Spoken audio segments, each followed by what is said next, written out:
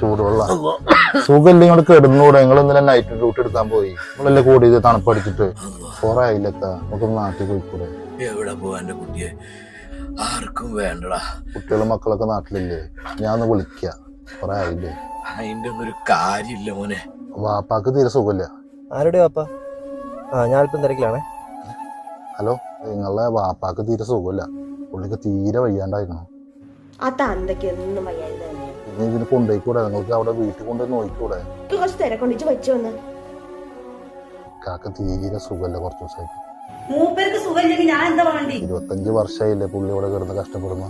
എങ്ങോട്ട് കയറ്റി അയക്കണ്ട, നിങ്ങൾ എല്ലാരും നോക്കിക്കോളി. പ്രവാസിയാണ് ഒരിക്കറങ്ങാണ്ട് ഇങ്ങോട്ട്.